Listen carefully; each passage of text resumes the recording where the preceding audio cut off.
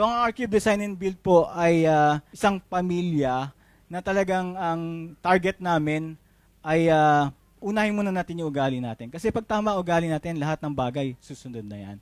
Perfection na, kumbaga. Family kami, hindi kami company. Kasi pantay-pantay kaming lahat. Ito yung pilit namin binubuo. Lahat po yan sinasala sa 6 na taon na yon. Talagang ang hiling ng namin sa mga tao namin. Hindi natin kailangan ng sobrang galing. Hindi natin kailangan ng sobrang talino. Ang kailangan natin dito, mabuting tao ka lang. Yun lang ang kailangan namin.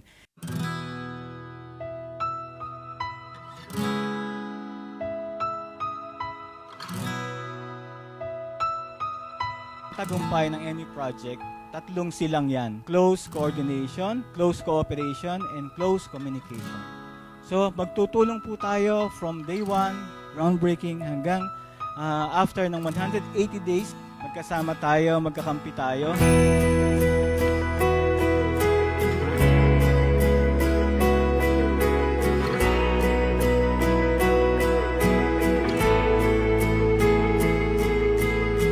Hihilingin namin sa inyo, ibigay niyo po yung pagtitiwala niyo sa amin from day 1 hanggang project turnover.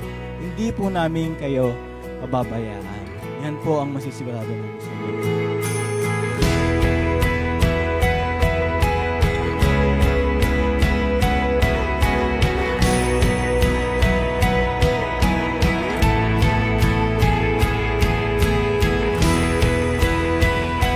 Capsule ay bubuksan lang po after 5 decades. It connects the past, the present, and the future. Gusto ko na lang din sanang isabay dahil sobrang special nitong araw na to. And kay Tito, tsaka kay Tita, thank you po sa pagpayag na gawin ko po to.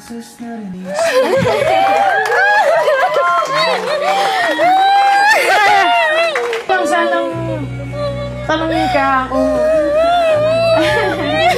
kung ready ka na magpakasal sa